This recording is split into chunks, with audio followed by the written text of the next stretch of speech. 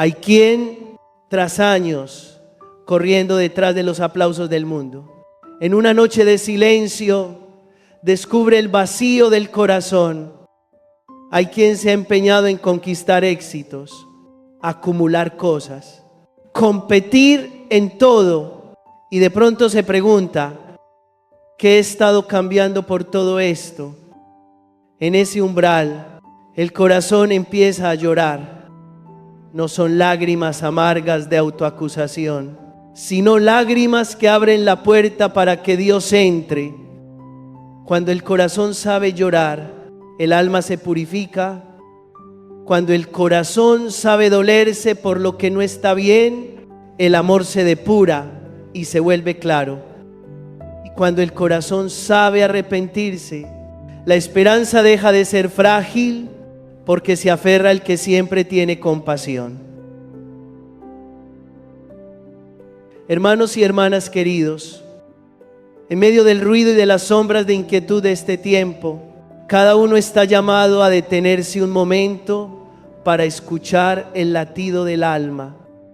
¿Cuántas veces el corazón se ha preguntado si la esperanza aún tiene lugar en medio de las ruinas de la guerra, de las incertidumbres del futuro y de las cargas que pesan sobre el hogar por la enfermedad, el trabajo o las relaciones quebradas?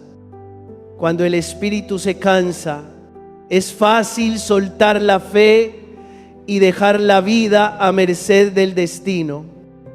Pero la verdad es otra, la historia de cada uno. Hasta este instante es un testimonio vivo de que Dios ha estado allí con paciencia, conduciendo cada paso, levantando cada caída e iluminando cada encrucijada. El Adviento se abre como una nueva aurora en el camino de la fe. Prepararnos para la Navidad no es solo recordar un acontecimiento antiguo, es entrar en la experiencia del Emmanuel, Dios con nosotros. No un Dios distante, ajeno a lo que vivimos, sino aquel que entra en la historia pequeña de cada persona, tocando momentos muy concretos: la mesa familiar sin risas, la habitación de hospital fría, la mano que tiembla por la preocupación y los ojos resecos por el insomnio. Él está allí, no se va. Cuando el corazón se cierra por miedo, Él permanece a la puerta y llama, deseando entrar en la casa de cada alma. Una invitación apremiante se dirige a la comunidad. Reservemos un tiempo para encontrarnos con el Señor de modo personal, un pequeño retiro en lo hondo del corazón, para que Él nos repita aquello que parecía olvidado. Quien pone su esperanza en Dios no quedará defraudado. No es un eslogan. Esa palabra ha quedado grabada en la historia del pueblo de Dios por relatos de valentía. En el libro de los Macabeos aparece un anciano llamado Eleazar. Lo obligaban a comer lo prohibido para conservar la vida. Podía buscar excusas, disimular, ganar algunos años más. Pero él comprendió que vivir traicionando la verdad es hacer morir el alma antes que el cuerpo. Eligió serenamente una muerte honorable, dejando a los jóvenes un ejemplo luminoso. No es que no temiera el dolor, gritó bajo los azotes, pero permitió que el dolor del cuerpo sirviera a la alegría del alma, la alegría de pertenecer del todo a Dios. Ahí se esconde un secreto de la esperanza. No brota de que todo salga bien, sino de la certeza de tener un fundamento que nadie puede arrebatarnos. El salmista lo cantó: tú, Señor, eres escudo y mi gloria. Tú levantas mi cabeza, me acuesto, duermo y me despierto, porque el Señor me sostiene. Solo quien ha perdido el sueño por la ansiedad entiende el don de dormir en paz. Cuando el corazón descansa en los brazos de Dios, no hace falta fingir fortaleza. Se nos permite ser frágiles y aún así vivir en paz, porque Él es quien sostiene. Y el Evangelio nos cuenta una historia muy cotidiana. Zaqueo, publicano, rico y de baja estatura, incapaz de abrirse paso entre la multitud, ansía ver a Jesús y se sube a un sicómoro, un gesto sencillo que, sin embargo, revela un corazón inquieto en busca. El Salvador alza la mirada, lo llama por su nombre y le pide hospedarse en su casa. Sorpresivamente, muchos murmuran porque desea entrar en casa de un pecador. Pero la mirada de Jesús no se queda en el pasado. Apenas lo recibe, Zaqueo se pone en pie y abre las manos. Promete dar la mitad de sus bienes a los pobres y restituir 4 veces a quienes dañó. En ese instante se proclama: hoy ha llegado la salvación a esta casa. Notan el mismo cauce que atraviesa todo, desde la fidelidad de Eleazar, pasando por el canto de confianza del salmista, hasta la generosidad desbordante de Zaqueo. Todo conduce a una verdad esencial: Dios está con nosotros. Y cuando Él está con nosotros, la esperanza deja de ser una idea nebulosa y se vuelve una fuerza que transforma. La esperanza nos enseña a elegir el bien con valentía, como Eleazar, a reclinar la cabeza en Dios en silencio, como el salmista, y a levantarnos para reparar y compartir, como Zaqueo. En la realidad de nuestras familias hay padres que luchan con deudas, madres que crían en soledad, jóvenes desorientados entre fascinaciones fugaces. Hay ancianos que se sienten de sobra en la casa, que un día rebosó de voces y risas. Hay enfermos agotados por tratamientos interminables. La palabra de Dios quiere dirigirse a cada uno. Dios no abandona a nadie. Camina a nuestro lado, aunque a veces su silencio nos haga creer que está ausente. Dejemos que Él entre en nuestra casa, la casa donde vivimos, la casa del corazón y la casa de la memoria, para pronunciar su paz y reconstruir la esperanza. ¿Qué hacer de modo muy concreto para que la esperanza despierte? Primer paso: decirle al Señor una frase breve: quédate conmigo. Decirla con un suspiro, con una lágrima, con un Padre Nuestro rezado lentamente antes de dormir. Segundo paso: abrir un silencio en el día para la palabra, dejando que toque las cicatrices del alma. Último paso: realizar un gesto pequeño de caridad, llamar a quien está triste, perdonar una ofensa antigua, compartir algo de lo que tenemos. Esos pasos diminutos son las ramas a las que el corazón se aferra para subir, como hizo Zaqueo, y ver mejor el rostro de Dios. Caminando juntos así, el Adviento dejará de ser un calendario pastoral para convertirse en un camino de sanación. Volveremos a experimentar la fuerza del nombre de Jesús sobre los miedos obstinados, sobre las heridas de años, sobre los laberintos que parecen sin salida. Y cuando se enciendan las luces de la noche de Navidad, el alma reconocerá que no es que nosotros hayamos encontrado a Dios, sino que Él nos encontró primero. Nos llamó por nuestro nombre y pidió quedarse en nuestra casa. Quien pone su esperanza en Dios no quedará defraudado. Que cada corazón sea audaz como Eleazar, tierno como el canto del salmista y generoso como Zaqueo, para que en medio de las tensiones de la vida sigamos escuchando esa frase sencilla y suficiente para sostener todo un día. El Señor me sostiene.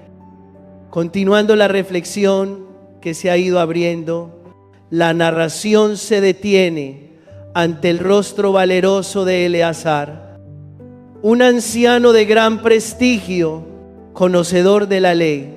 Se encuentra en medio de las astucias del mundo. Basta con fingir un poco, hacer algo de apariencia para salvar la vida. Se podría justificar que es solo forma externa, que Dios conoce lo profundo del corazón. Sin embargo, aquel anciano elige la verdad plena en su mente. El ejemplo dejado a las generaciones futuras vale más que unos años adicionales de vida en medio del ajetreo de este mundo. El cuerpo puede agotarse por los azotes, pero en lo más hondo del alma brota una alegría limpia, la alegría de quien sabe que pertenece totalmente a Dios. No es una emoción pasajera, sino la paz de quien ha cimentado su vida sobre roca firme. Por eso, las generaciones posteriores lo veneran como un protomártir del Antiguo Testamento, no solo por su muerte, sino por su modo de vivir la verdad hasta el extremo. Junto a Eleazar, el salmista entona un canto sencillo y profundo. Tú, Señor, eres escudo y mi gloria. Tú levantas mi cabeza, me acuesto, duermo y despierto. Porque el Señor me sostiene. Es el lenguaje de un corazón confiado. Quienes han pasado noches largas de miedo por el futuro de la familia, por la enfermedad, por un trabajo inestable, comprenden cuán tierna es la imagen de Dios que levanta la cabeza. No la levanta para la soberbia, sino para no dejarnos caer en el pesimismo. Hay días en que poder dormir en paz ya es una gracia inmensa. Confiar no borra de golpe las deudas ni las enfermedades, pero otorga resistencia y valentía para que, en medio de los asedios visibles e invisibles, el alma aún pueda decir: el Señor me sostiene. Luego el Evangelio conduce a los oyentes a encontrarse con Zaqueo, un hombre de baja estatura, incapaz de abrirse paso entre la multitud, que sube a una rama solo con la esperanza de ver pasar a Jesús. El amor y la gracia muchas veces comienzan con gestos pequeños así. Jesús alza la mirada, lo llama por su nombre y le pide hospedarse en su casa. Una petición sencilla, pero llena de cercanía.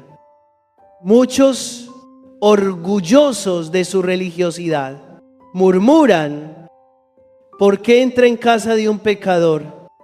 Sin embargo, en Zaqueo se enciende con fuerza el fuego de la gracia.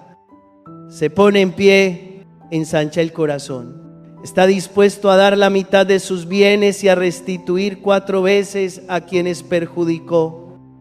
Cuando se abre la puerta del corazón, también se abre la de los bienes en espíritu de justicia. Y cuando aparece la generosidad por amor, la puerta de la salvación se abre de par en par. Resuena el anuncio: hoy ha llegado la salvación a esta casa. A partir de estos 3 rostros se perfila con claridad un camino de conversión. No es una explosión inmediata, sino un avance a pasos muy humanos. La conversión comienza en el pensamiento, el renovar la mente.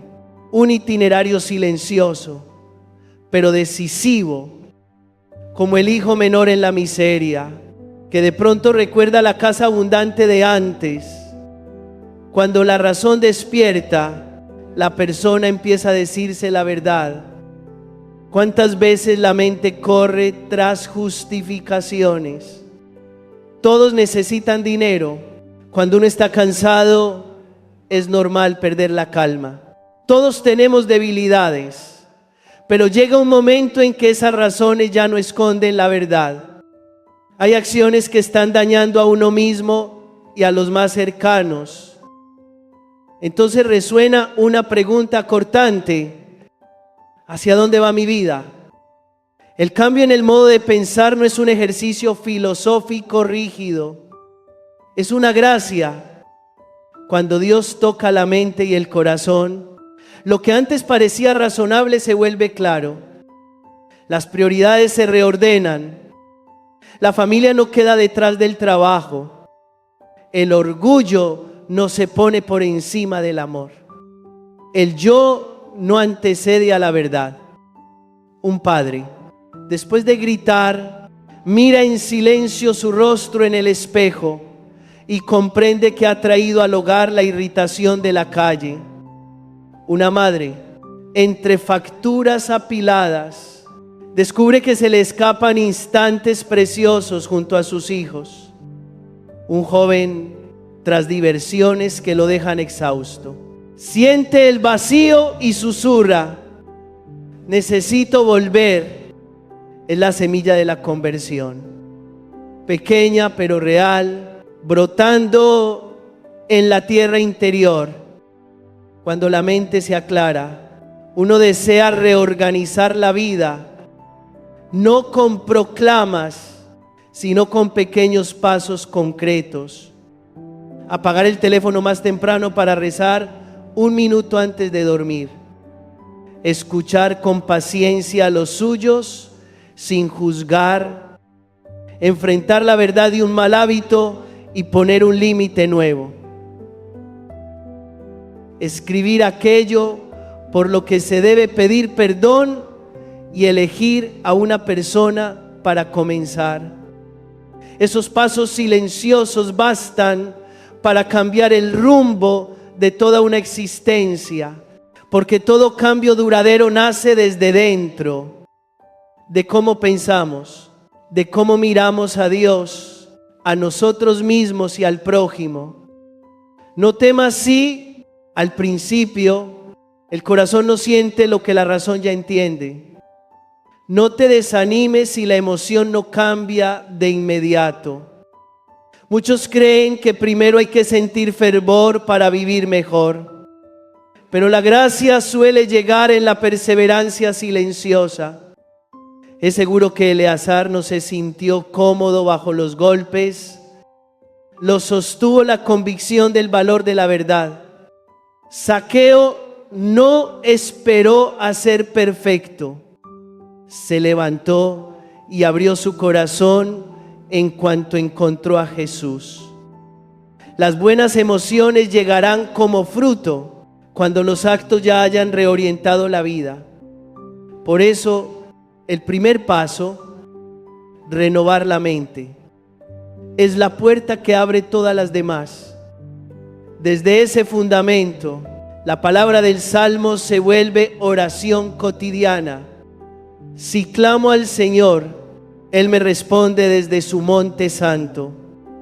Presentemos a Dios nuestros pensamientos. Pongamos ante Él los remolinos de la ansiedad, las justificaciones de lo que no está bien, las reacciones de ira convertidas en hábito, y dejemos que Él responda: yo soy tu escudo. Cuando uno se siente protegido, se atreve a pensar distinto, a poner la verdad por encima del interés, a dejar que la misericordia sostenga palabras que parecían lógicas pero hieren. Hay días en que una oración breve detiene una discusión. 1 minuto de silencio salva una decisión equivocada. Una claridad de pensamiento resguarda a toda una familia. Y mirando de nuevo a Zaqueo, se ve que toda conversión de la mente conduce a la acción y a elecciones concretas en la vida diaria, pero no hay que forzarse. Este es apenas el comienzo, el despertar de la mente. Que este paso sea firme, aprendamos a subir al árbol de nuestra vida interior. Un instante de silencio al iniciar el día, una breve hora santa, una confesión humilde, una conversación sincera con un acompañante espiritual. Desde ahí, Cristo alzará la mirada, llamará por nuestro nombre y pedirá quedarse en la casa del alma, cuando Él habite en nosotros. Los pasos más profundos en las emociones y en los apegos llegarán de modo natural como la lluvia a la tierra resquebrajada.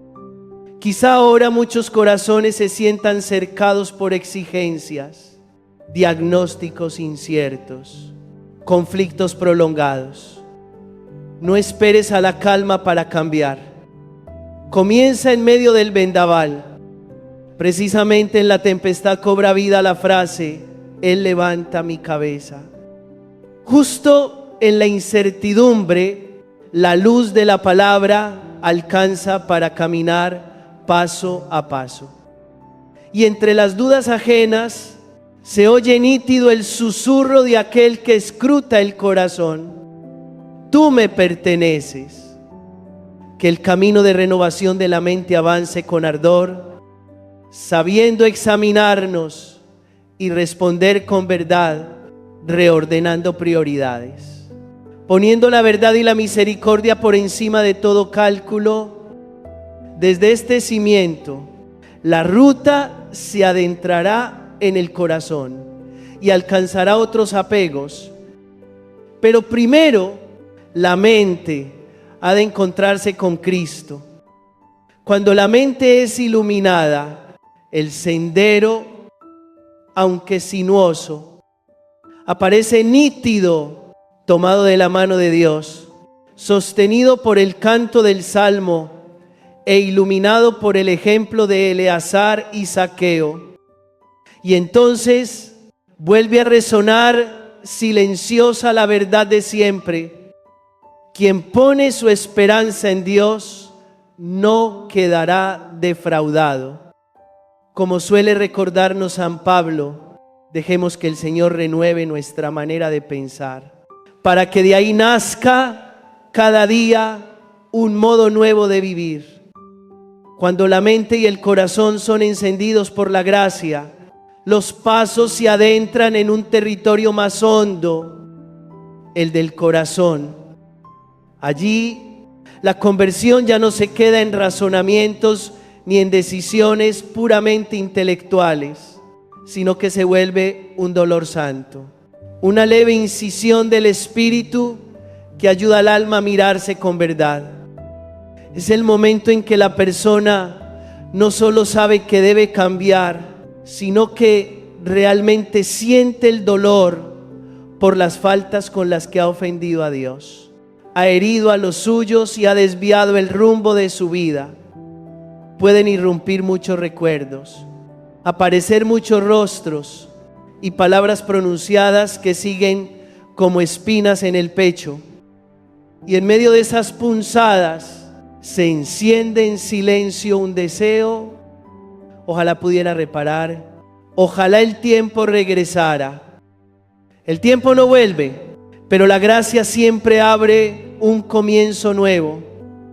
Este es el don del arrepentimiento. El dolor no aplasta, sino que conduce al pecador de regreso a la misericordia. Hay quien, tras años corriendo detrás de los aplausos del mundo, en una noche de silencio descubre el vacío del corazón.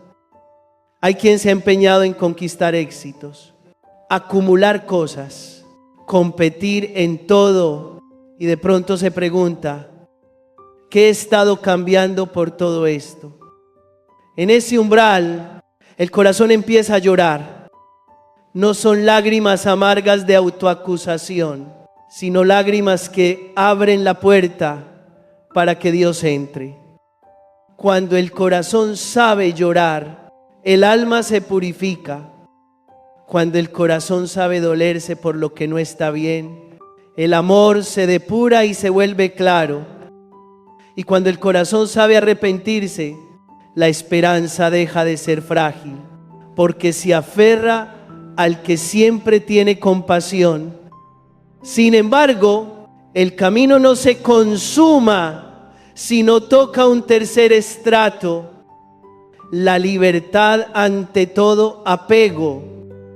En este paso, el Espíritu nos ayuda a mirar de frente los lazos silenciosos, pero potentes, afectos desordenados que convierten el amor en posesión, el yo vanidoso que transforma el honor en ídolo, la riqueza excesiva que vuelve el trabajo una esclavitud.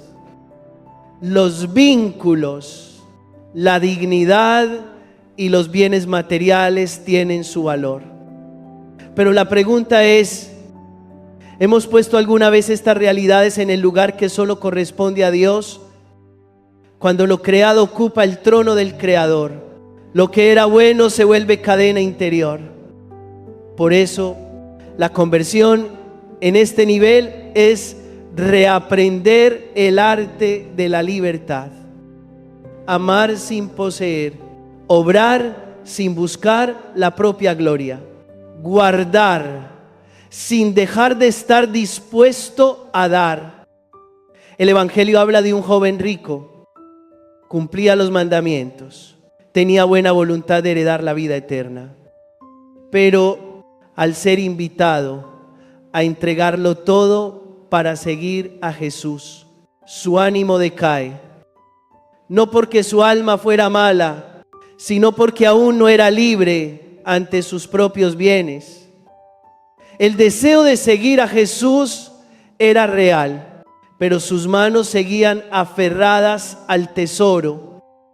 En cambio, Zaqueo, que por dinero había perdido tantas cosas, supo abrir las manos al ser tocado por la misericordia.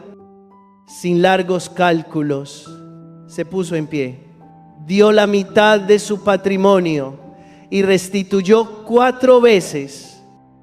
Cuando los bienes dejan de gobernar, el corazón se aligera cuando uno aprende a soltar. La salvación entra con facilidad en casa. Esto toca la vida de hoy. En una sociedad que tantas veces mide el valor con el dinero, ¿cuántos conflictos, pleitos, rupturas e incluso violencias nacen del deseo de poseer y acumular? Pero venimos al mundo con las manos vacías y así nos iremos.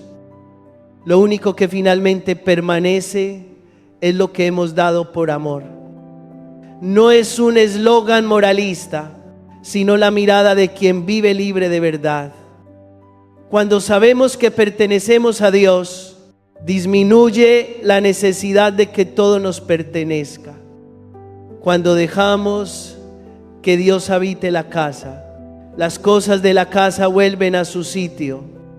Son medios, no fines, dones, no objetos de adoración. La libertad ante los apegos no llega de la noche a la mañana. Crece con decisiones discretas y perseverantes. Algunos empiezan reordenando el tiempo entre trabajo y familia. Otros se ejercitan en devolver dignidad a una relación asfixiada por el control, para amar como don y no como posesión. Hay quienes se animan a recortar gastos superfluos para sostener a quien está en necesidad. Otros deciden volver al sacramento de la reconciliación después de años. dejando caer el peso de la culpa como una deuda que colgaba del alma. Esas cosas que parecen pequeñas son precisamente el rosario de la libertad interior. Porque somos personas concretas, la conversión tiene rostro concreto. No podemos decir que amamos a Dios y a la vez cerrar la puerta al necesitado. No podemos proclamar la verdad y permitir que nuestras palabras se llenen de la ponzoña de la ironía, la calumnia o la difamación. No podemos afirmar que respetamos el cuerpo y seguir esclavos de hábitos que nos dañan. Convertirse no es solo pecar menos, sino amar más. No solo corregir errores, sino iniciar el bien. Cuando el amor crece, lo frágil y lo malo se desprende como hojas viejas al final de la estación.